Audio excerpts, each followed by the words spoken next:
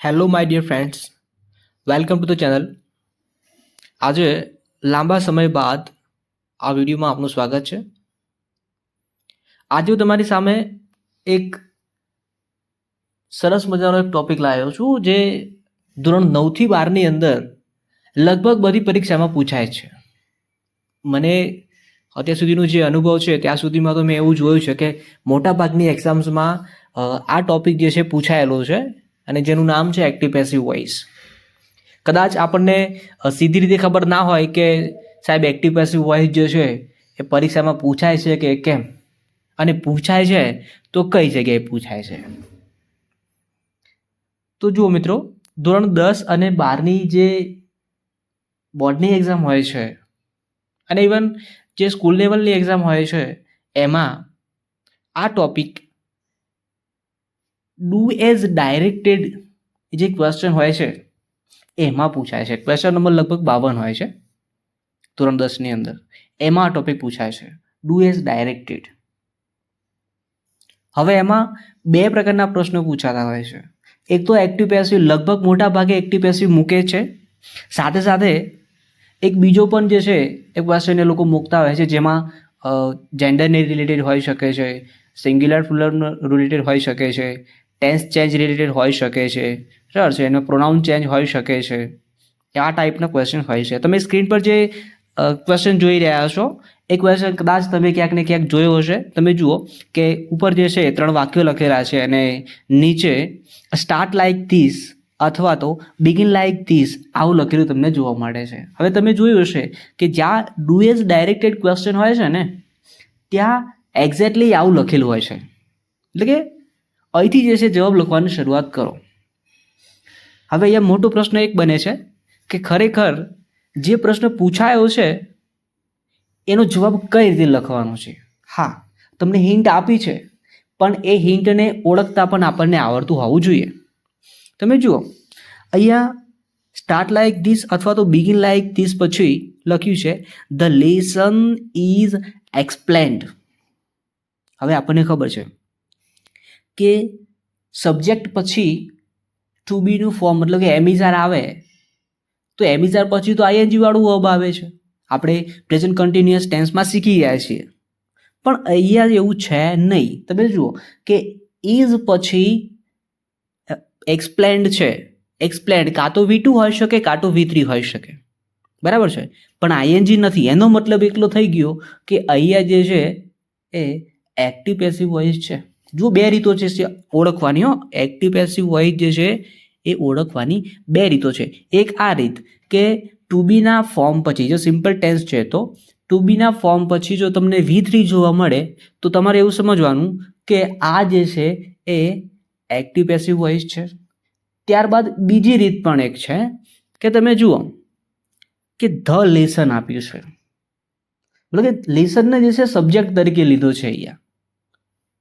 તો તમે વિચારો કે કોઈ લેસન જે છે, કોઈ પાઠ જે છે કઈ રીતે કોઈ ક્રિયા કરી શકે, બરાબર છે. મતલબ કે અહીંયા જે છે પેસિવ વોઇસ હોઈ શકે, એક્ટિવ પેસિવ હોઈ શકે. અને સૌથી કારગર રીત તો આ છે કે તમે ટુ બીનું ફોર્મ જુઓ છો અને પછી V3 જુઓ છો તો એ ફાઇનલ થઈ ગયું કે અહીંયા જે છે એ એક્ટિવ પેસિવ વોઇસ છે. મિત્રો, એક્ટિવ પેસિવ વોઇસનો એક વિડીયો પહેલેથી આપણે ચેનલ પર મૂકેલો જ છે. તમે ના જોયેલો હોય તો ચેનલ પર જઈ અને જ્યાં એક્ટિવ પેસિવ વોઇસ પ્લેલિસ્ટ છે એમાંથી તમને એ વિડીયો મળી જશે. અને એક બીજી વસ્તુ કે ત્યાં તમને અંગ્રેજી અને ગુજરાતીની વાક્યરચનાવાળો વિડીયો પણ ત્યાંથી મળશે.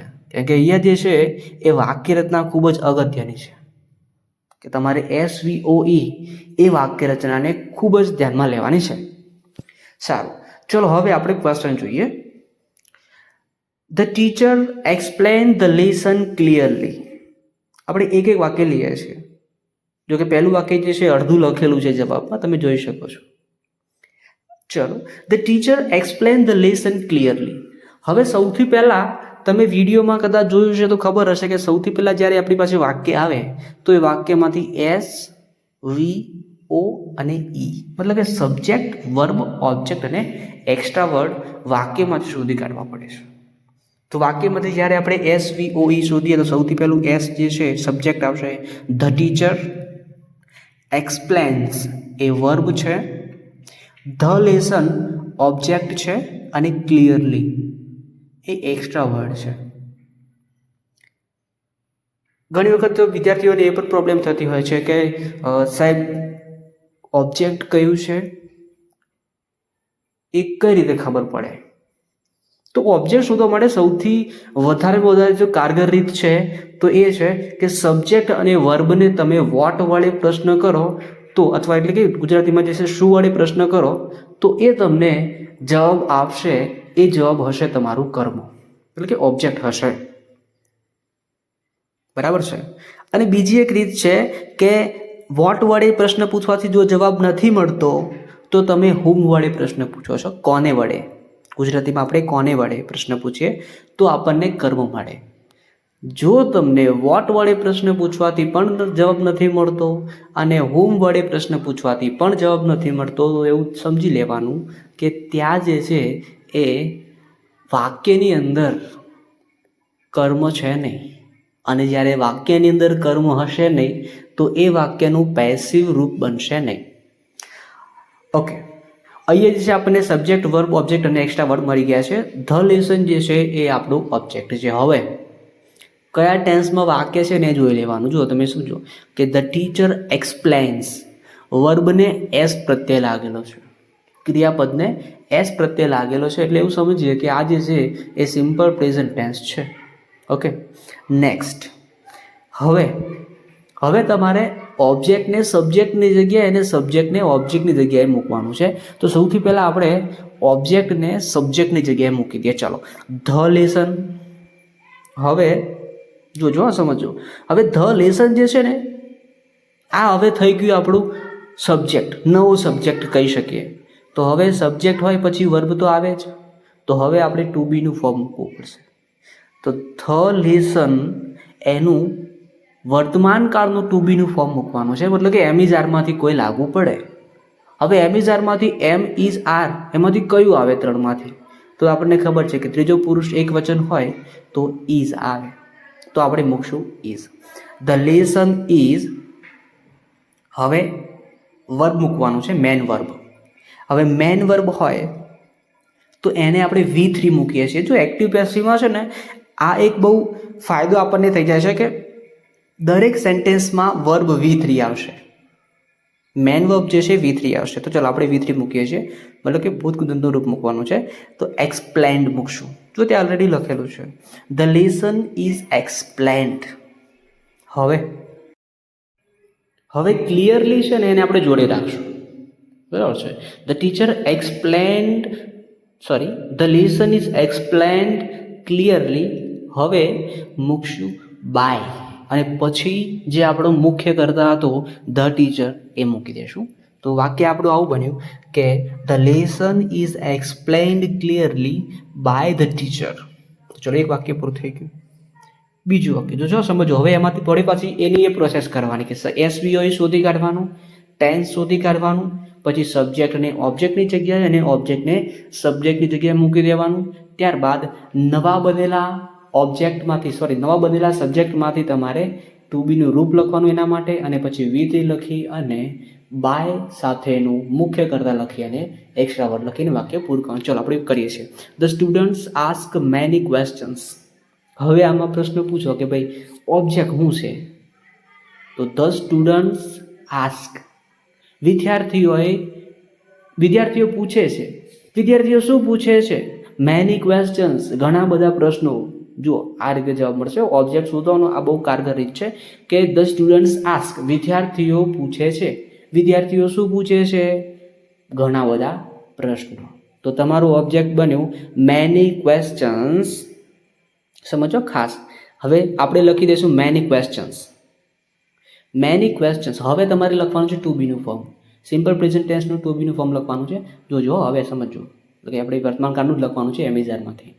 તો મેની ક્વેશ્ચન્સ એ કયો પર્સન કહેવાય? Third person plural. બરાબર છે. ત્રીજો પુરુષ બહુવચન કહેવાશે.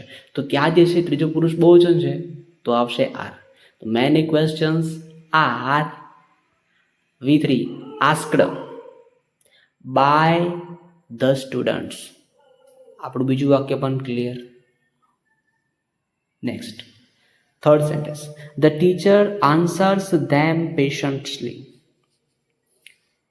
The teacher answers them patiently. હવે આમાં પ્રશ્ન પૂછો, ધ ટીચર આન્સર્સ, શિક્ષક જવાબ આપે છે. ભાઈ શિક્ષક શું આપે છે?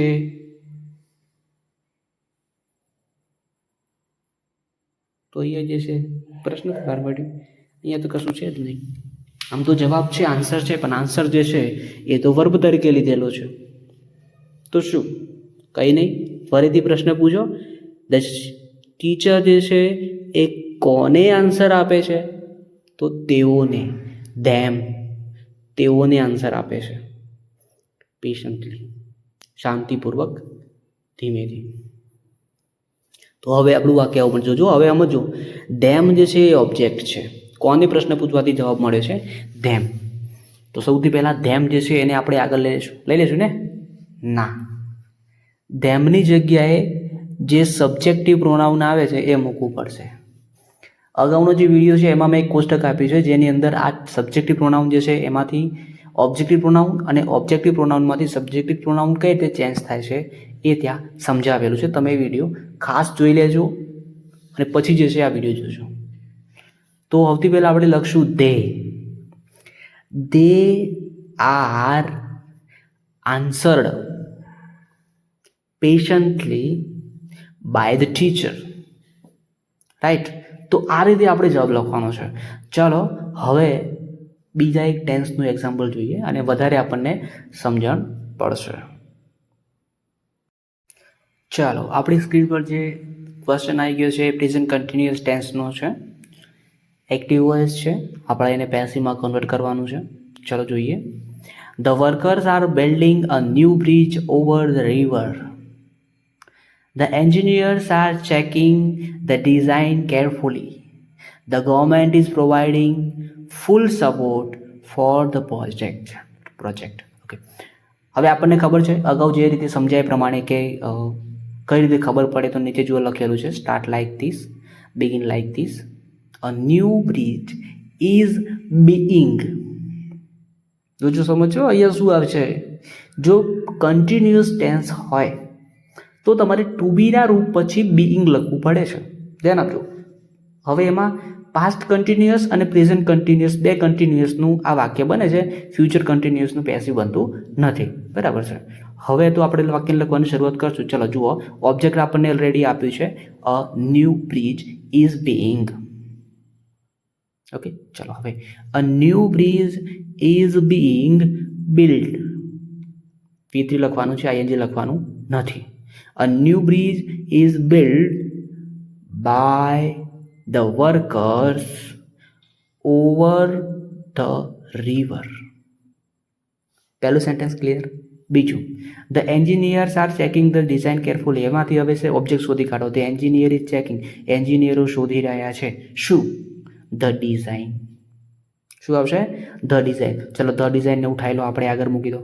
the design is being carefully, the design is being checked carefully by the engineers. The design is being checked by the engineers carefully. જો કેરફુલી જે છે એને આપણે આગળ લેશું તો પણ ચાલશે. જો આ રીતે the design is being checked carefully by the engineers, એમ લેશું તો પણ ચાલશે. The government is providing full support for the project. ભાઈ ગવર્મેન્ટ જે છે એ સપોર્ટ પ્રોવાઇડિંગ પ્રદાન કરી રહી છે, સરકાર પ્રદાન કરી રહ્યું છે શું? Full support. તો ચાલો ફૂલ સપોર્ટ જે છે ઓબ્જેક્ટ હશે. Full support is being provided by the government for the project. Clear છે? સમજણ પડી? ફરતી વાક્ય જો સમજો ખાસ. The government is providing full support for the project. Government is providing, government આપી રહ્યું છે પ્રદાન કરી રહ્યું છે. શું પ્રદાન કરી રહ્યું છે? તો કે ફૂલ સપોર્ટ. તો હવે ફૂલ સપોર્ટ આપણે ઓબ્જેક્ટ તરીકે લઈ લીધું છે. ફૂલ સપોર્ટ ઇઝ બીઇંગ પ્રોવાઇડેડ. જો પ્રોવાઇડિંગ આઈએનજી છે પણ આપણે એને આઈએનજી લખવા નથી, V3 લખવાનું છે. Provided by the government for the project. તો આ રીતે આપણું વાક્ય જે છે આપણે લખી શકીએ છીએ.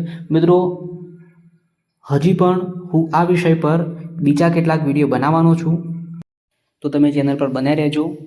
હવે પછી જ્યારે વિડીયો બનાવીશ તો બીજા કોઈ અન્ય કાર્ડ લઈશ, જેથી કરીને આપણને કાર્ડ સાથેની પ્રેક્ટિસ થાય. કેમ કે પરીક્ષામાં કયો કાર્ડ પૂછાય એ કંઈ જ કહી શકાય નહીં. પેપર સેટ જે છે એની રીતે કાર્ડ પૂછશે, બરાબર છે. તો આપણે દરેક કાર્ડ શીખેલા હશું તો આપણે પ્રેક્ટિસ થયેલી હશે. અને તમારે વધારે પ્રેક્ટિસ માટેના આવા જો એક્ઝામ્પલ જોઈતા હોય તો એ પણ તમને મળી જશે. કોમેન્ટમાં લખી દેજો.